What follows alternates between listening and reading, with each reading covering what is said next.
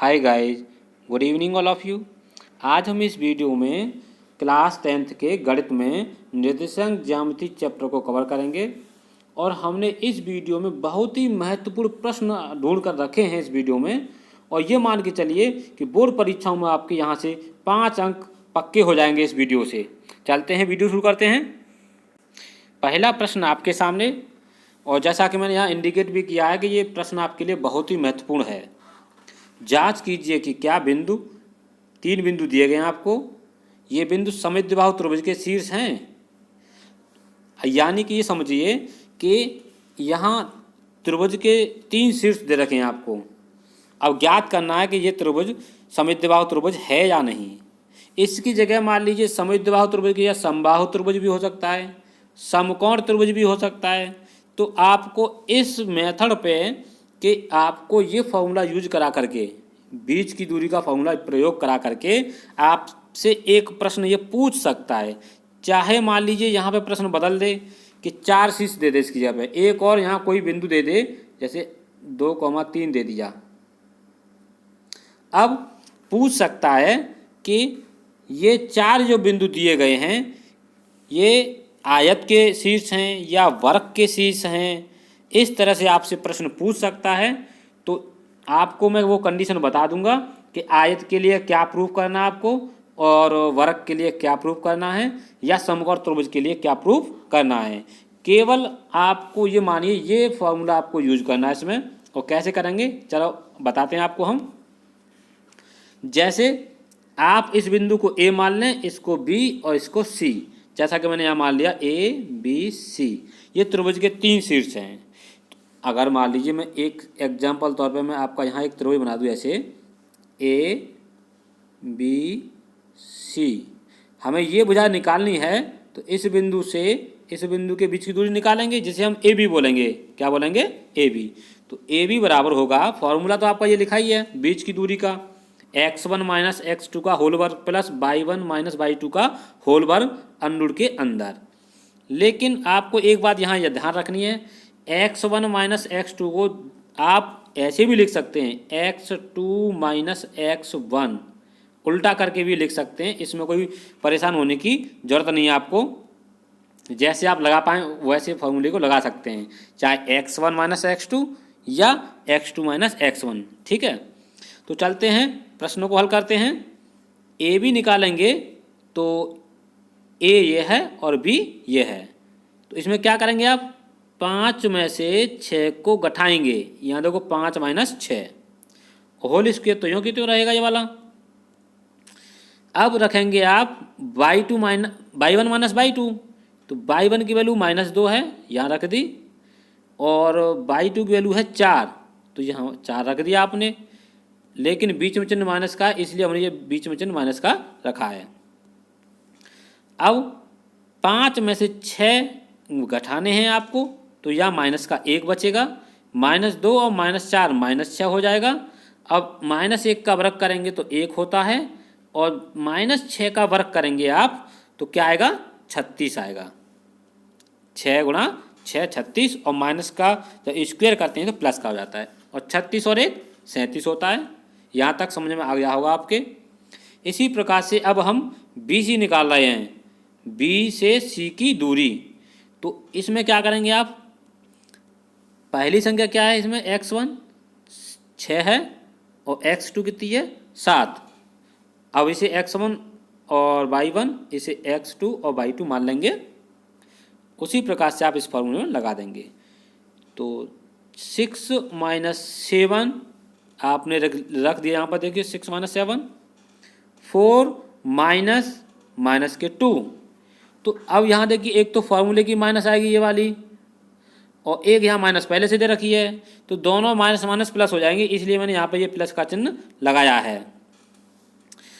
अब आप देख रहे होंगे 6 में से 7 गए तो माइनस का 1 बचेगा, 4 और 2 होते हैं 6। अब इनका कर दीजिए वर्ग, 1 का वर्ग 1 रहेगा, 6 का वर्ग 36 और 1 37 हो जाएगा। ये आप देख रहे होंगे 2 भुजा तो बराबर निकल ही आई हैं, लेकिन तीसरी भुजा देख लें वो क्या निकलेगी। अब निकालना सी से ए की दूरी, तो 7 माइनस 5 मैंने यहाँ रखा देखिए, और फिर रखेंगे आप क्या, माइनस के 2 रखेंगे, फिर माइनस का चिन्ह लगाएंगे ये वाला, और उसके बाद फिर देखेंगे आपकी वैल्यू कितनी है, माइनस की 2। तो ये माइनस की 2 नहीं,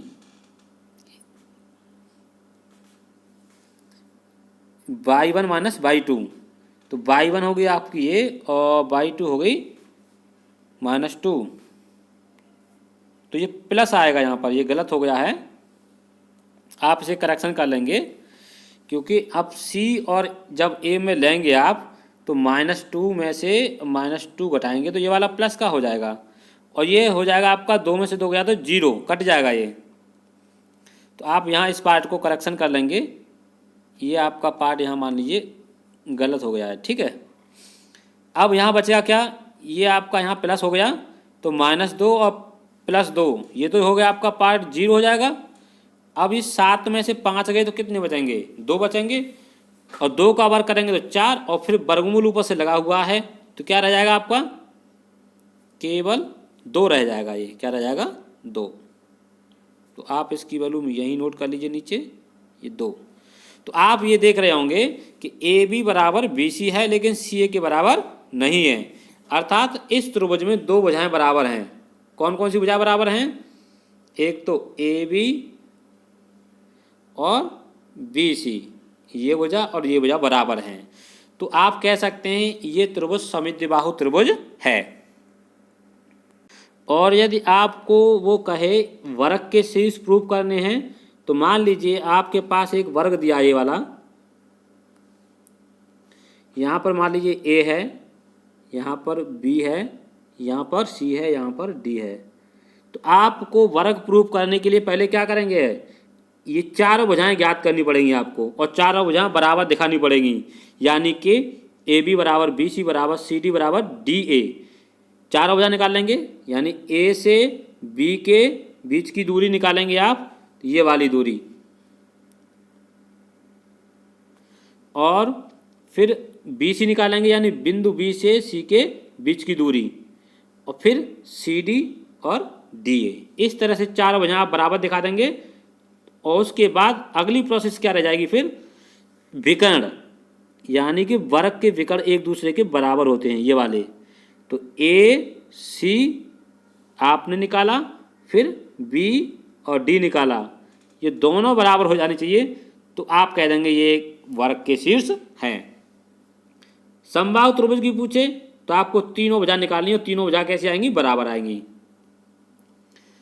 और समकोण त्रिभुज की बात कहे तो समकोण त्रिभुज के लिए निकालेंगे तो आप तीनों भुजाएं पहले निकाल लीजिए, फिर उसमें एक रिलेशन बना के देखेंगे क्या किन्हीं दो भुजाओं का वर्ग का योग बराबर तीसरी भुजा के वर्ग के बराबर है या नहीं। अगर है तो समकोण त्रिभुज है, नहीं तो नहीं है। बात आती है आयत की। आयत के लिए पूछे आपसे तो जैसे मान लीजिए एक ये आयत आपके लिए, आयत में मान लीजिए ये ए दिया गया है, ये बी दिया गया है, ये सी और ये डी। तो इस कंडीशन में आपको पहली बात तो आमने सामने की भुजा बराबर होती हैं ये प्रूव करना पड़ेगा, यानी कि ए से बी के बीच की दूरी ए बी बराबर होगी सी डी के। देखो यहाँ लिखा मैंने ए बी बराबर, ये नहीं आयत के लिए ए बी बराबर सी डी, ए बी बराबर सी डी, ठीक है। इसके बाद देख रहे होंगे आप अगली भुजा आपको बराबर कौन सी दिखानी है, बी सी। ये बी सी बराबर होगी ए डी के या डी ए के। देखो ये दिखा है। अब आयत के विकर्ण भी बराबर होते हैं, तो आप विकर्ण कौन सा बताएंगे इसमें, विकर्ण होता है ये वाला बी और डी, बी से डी के बीच की दूरी बी डी बराबर होगा ए सी के, यानी ए से सी के बीच की दूरी ए सी।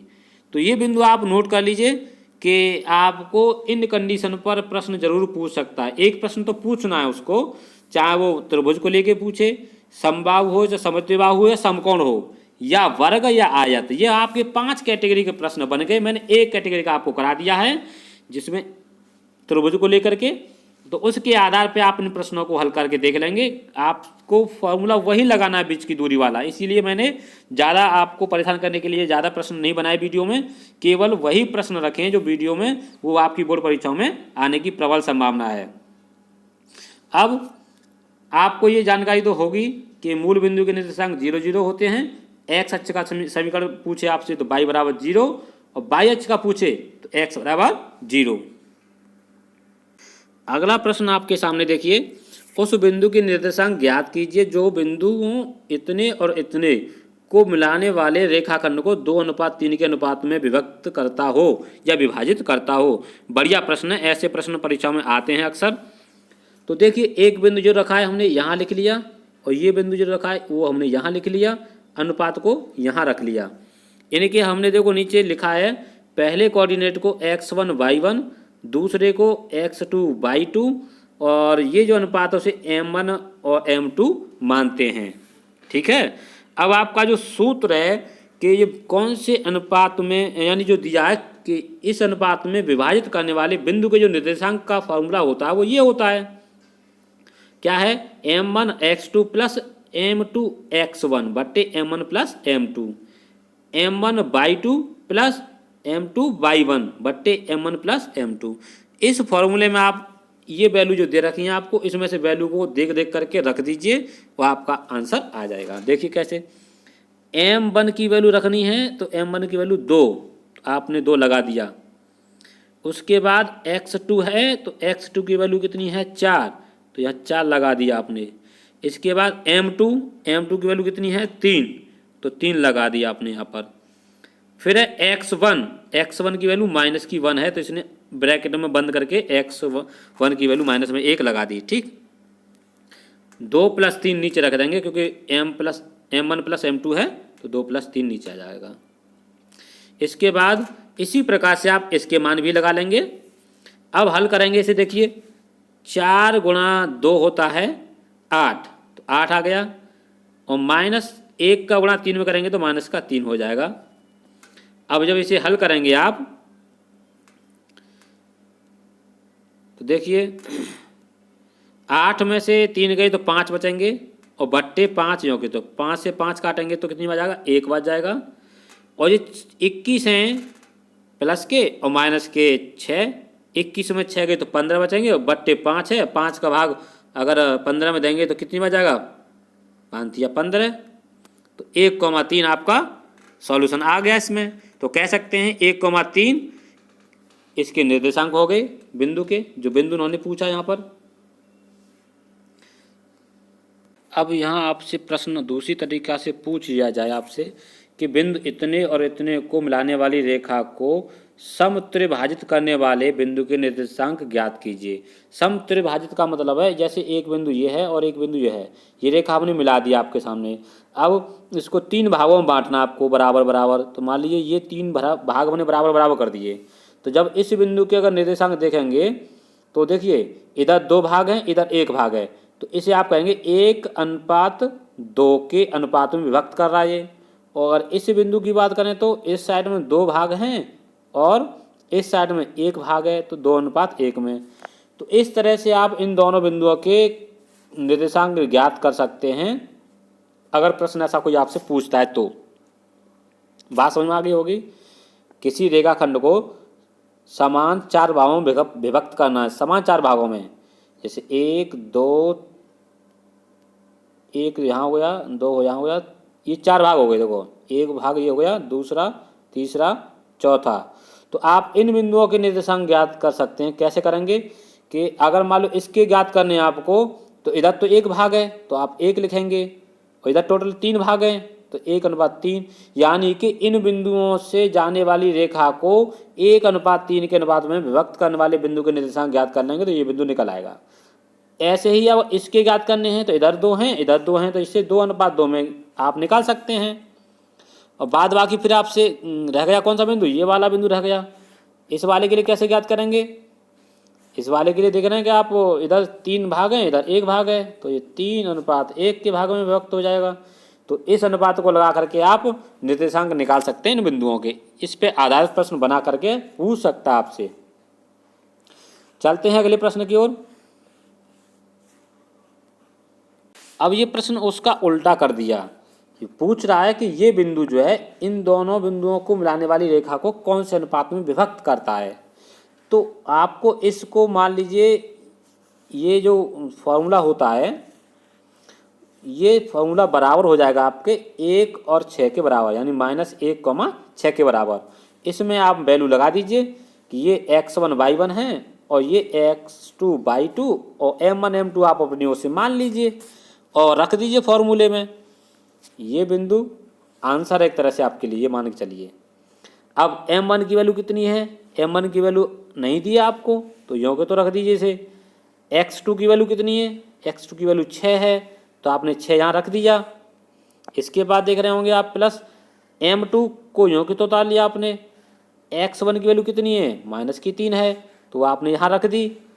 अब आप देख रहे हैं क्या, केवल आप इसी भाग को हल कर लेंगे क्योंकि इसकी पहली संख्या और इसकी पहली संख्या बराबर होंगी।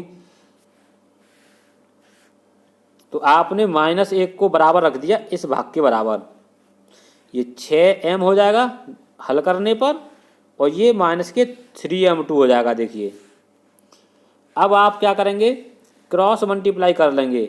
जब इसमें -1 का गुणा करेंगे तो ये -m1 और -m2 हो जाएगा बराबर।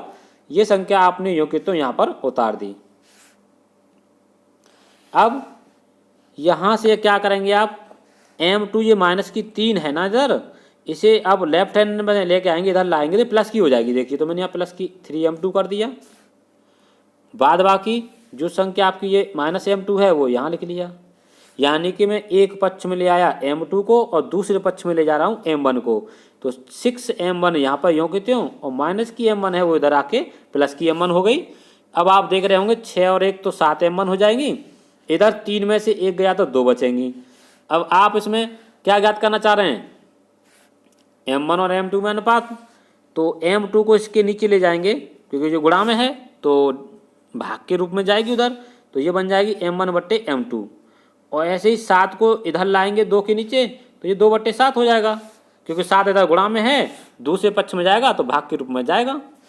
तो आपकी जो संख्या निकल आई m1/m2 = 2:7। और इसको भी जब आप हल करेंगे इसी तरह से तो वो भी आपका 2:7 ही आएगा। तो आप ये समझ गए होंगे कि ये जो प्रश्न पूछा इन्होंने कि -3, 10 और 6, -8 को मिलाने वाली रेखा को -1, 6 किस अनुपात में विभक्त करेगा, ये अनुपात में विभक्त करेगा 2:7 के अनुपात में विभक्त करेगा। अब अनुपात मान लीजिए जहाँ पे 1:1 की बात आ जाए तो वो होता है मध्य बिंदु के लिए फॉर्मूला बन जाता है। तो उस पर आपकी प्रश्नावली कोई दिया नहीं है प्रश्न, तो मैंने अपनी ओर से एक प्रश्न बना लिया आपके लिए कि 2 बिंदु दिए गए हैं -8, 0 और 0,8 का मध्य बिंदु क्या होगा। आपसे 1 नंबर में बहुविकल्पी प्रश्न बना के पूछ सकता है वो इस तरह से। तो आप क्या करेंगे, उसके लिए फॉर्मूला मैंने यहाँ लिख दिया x1 + x2/2 y1 + y2/2। तो ये x1 की वैल्यू है -8 और 0 x2 की वैल्यू है यहाँ पर रख दी हमने और /2। इसी प्रकार से आपने इसमें भी वैल्यू लगा दी y1 और y2 की। y1 की वैल्यू 0 है, y2 की वैल्यू -8 है। और जब इसे हल करेंगे 2 का भाग 8 में करेंगे तो -4 बार, क्योंकि 0 जोड़ेंगे 8 में तो 0 जोड़ेंगे 8 में तो 8 ही रहेगा माइनस का। ऐसे ही 0 में से 8 घटाएंगे तो 8 बचेगा माइनस का, और बट्टे में 2 है तो आपका ये बन जाएगा -4,4। यानी कि आप इसका समझ गए होंगे कैसे करना है। और मैंने इस पर प्रश्न आपको बता दिया समत्रिभाजित पर प्रश्न कि कोई रेखा है उसे समान 3 भागों में बांटने वाले बिंदुओं के निर्देशांक पूछे आपसे, तो एक बिंदु ये होगा और एक, यानी कि एक बिंदु ये होगा और एक बिंदु ये होगा। इन दोनों बिंदुओं के निर्देशांक कैसे निकालते हैं कि जब इसका निर्देशांक निकालेंगे तो इधर तो भाग 1 है और इधर 2 भाग हैं, तो 1:2 के रूप में विभक्त करने वाले बिंदु के निर्देशांक ज्ञात कर लेंगे तो वे निकल आता है। वही फॉर्मूला लगा करके जो मैंने आपको बताया था ये वाला। चलते हैं अगले प्रश्न की ओर। देखिए ये भी प्रश्न कभी कभी एग्जाम में आ जाता है कि उस त्रिभुज का क्षेत्रफल ज्ञात कीजिए जिसके शीर्ष आपको दे रखेंगे। मान लीजिए त्रिभुज का पहला शीर्ष ये है, ये दूसरा है और ये तीसरा है। तो पहले को हमने x1 y1, दूसरे को x2 y2, तीसरे को x3 y3 मान लिया। अब इसको आप लगा देंगे फॉर्मूले में, जो कि आपके सामने मैंने फॉर्मूला लिख रखा है। तो इसमें जब मान लगाएंगे, देखिए x1 की वैल्यू कितनी है 1, यहाँ लगा देंगे। y2 की वैल्यू 6, तो 6 लगा दी। y3 की वैल्यू -5, तो माइनस माइनस यहाँ प्लस हो गया। देखिए एक माइनस ये और एक माइनस यहाँ वाली, देख रहे हैं ना, एक माइनस यहाँ पर है और एक माइनस ये फार्मूले में है, तो प्लस हो गई यहाँ पर ये वाली। इसके बाद देख रहे होंगे आप x2 की वैल्यू कितनी है -4, तो आपने यहाँ -4 लगा दिया। अब y3 -5 है, तो -5 लगा दिया। y1 कितना है -1, तो माइनस माइनस +1 हो जाएगा, क्योंकि एक माइनस फार्मूले में है, एक माइनस यहाँ पे है। तो आप समझ गए होंगे इसके मान कैसे लगाने हैं। ऐसे ही x3 y1 y2 की वैल्यू आप रख लेंगे यहाँ पर। जब हल करेंगे 6 और 5 होते हैं 11, तो ये 11 बन गया। और -5 में जब 1 जोड़ देंगे तो -4 बचेंगे, और -4 ये वाले यूँ के त्यों, -3 यूँ के त्यों, 1 और 6 हो जाते हैं 7 माइनस के, क्योंकि माइनस का 1 और माइनस का 6 -7 हो जाता है। अब इसे आप हल कर लेंगे यहाँ पर, -4 और -4 यानी कि माइनस माइनस तो प्लस हो जाएगा यहाँ पर, 4 चौक 16 और ये हो जाएगा 21। तो ये तो आपका हो गया 4 चौक 16 और ये हो जाएंगे 7 तिया 21 प्लस के हो जाएंगे। अब इसके बाद आप देख रहे होंगे कि इनको जब जोड़ेंगे 11 और 16 और 21, तो ये बन जाएगा आपका 48, और 2 से 48 को काटेंगे 24 बार। तो ये त्रिभुज का क्षेत्रफल निकल आया आपका 24 वर्ग इकाई। चलते हैं अगले प्रश्न की ओर। ये बहुत ही महत्वपूर्ण प्रश्न आपकी परीक्षा की दृष्टि से, इसे आप अच्छे से कर लीजिए।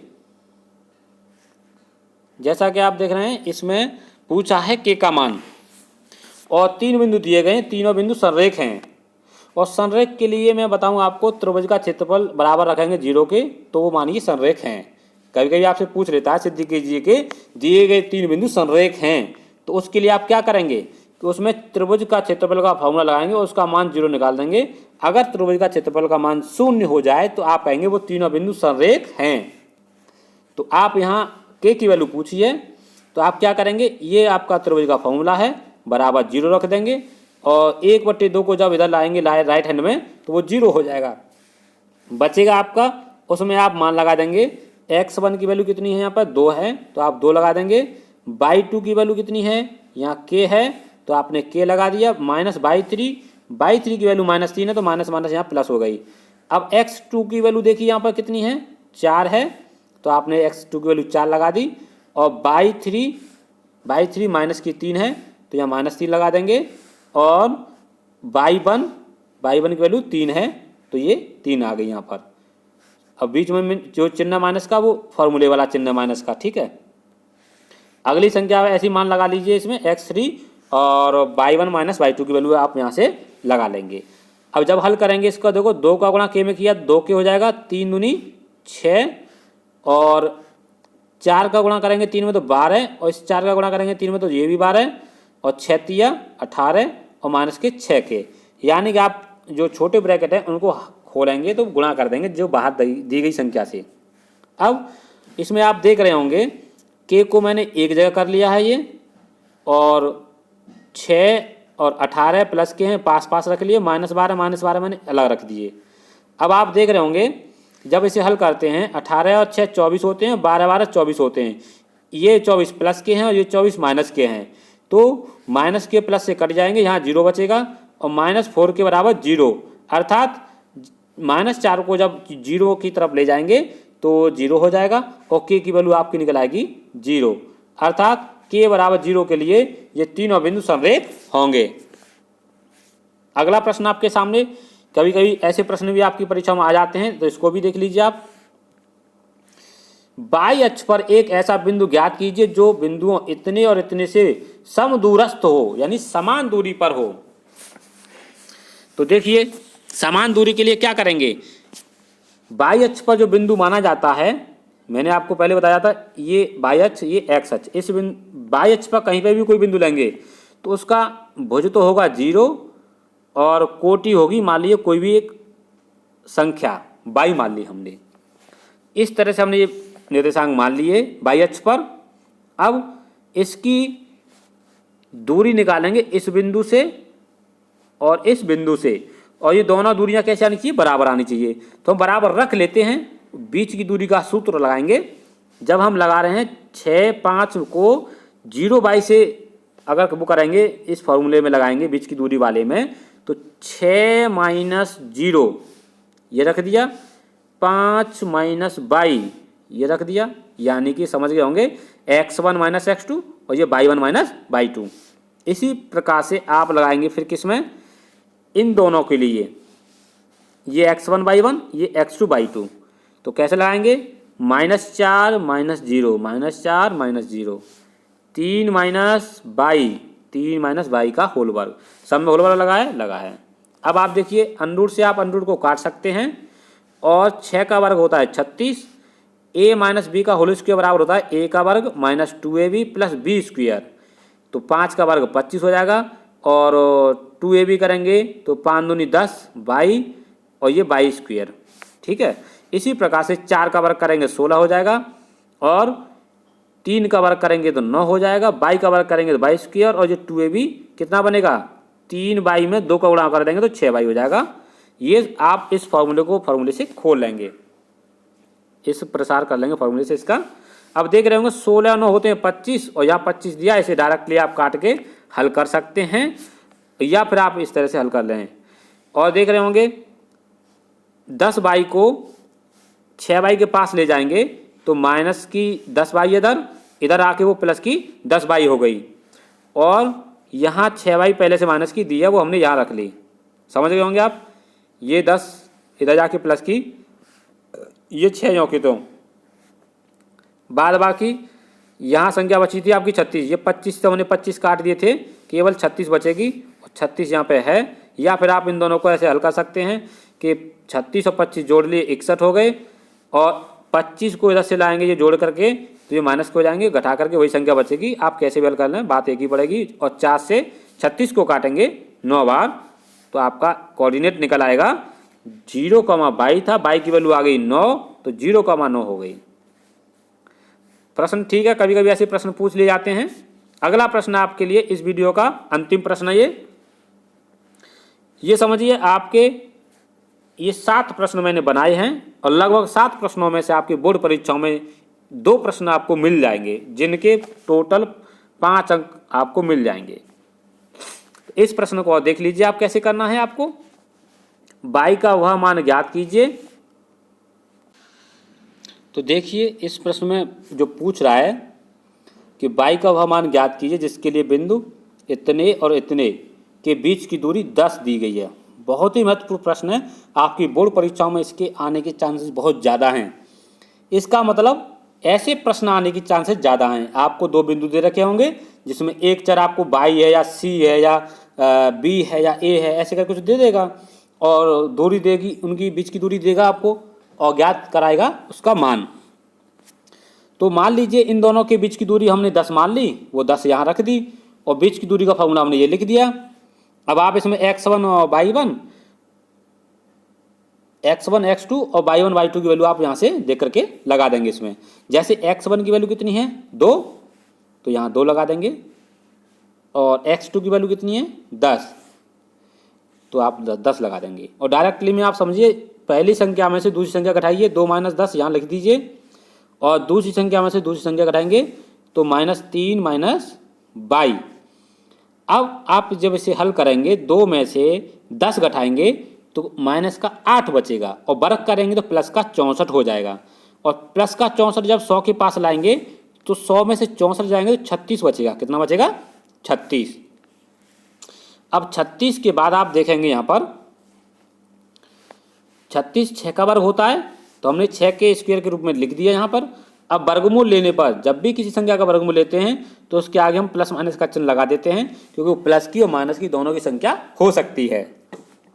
अब जब प्लस चिन्ह लेते हैं तो ये संख्या बनेगी, और माइनस लेते हैं तो ये संख्या बनेगी।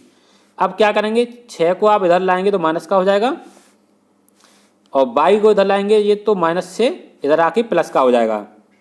पक्षांतर करेंगे 22 का और 6 का, उनके चिन्ह बदल जाएंगे, और 6 और 3 आपका देखो माइनस का 9 हो जाएगा। ये आपका माइनस का 9 बाई की वैल्यू निकल आई। और दूसरी तरफ देखेंगे माइनस चिन्ह को लेकर, तो यहाँ देखेंगे 22 इधर आएगा तो प्लस का हो जाएगा, और 6 माइनस का है, जब ये इधर आएगा तो ये प्लस का हो जाएगा। तो देखिए मैं चिन्ह बदल दिए और पक्षांतर भी कर दिया। तो 6 प्लस का है, 3 माइनस का है, जब हल करेंगे इसे तो इसका मान आएगा 3। तो आपकी यहाँ बाई की जो वैल्यू निकली, 2 वैल्यू निकली, एक तो 3 निकली और एक माइनस की 9 निकली। तो ये 2 मान इसके आ गए। इस तरह से आपसे वो प्रश्न पूछे तो आप इसे हल कर देंगे। तो ये था आपका टॉपिक निर्देशांक ज्यामिति। निर्देशांक ज्यामिति से जितने भी महत्वपूर्ण प्रश्न थे परीक्षा की दृष्टि से, वो मैंने यहाँ कवर किए हैं। ये मान के चलिए जो मैंने प्रश्न कराए हैं इनके आधार पर प्रश्न पूछ सकता है, अलग प्रश्न नहीं पूछेगा, ये मैं आपसे कह सकता हूँ अच्छी तरह से।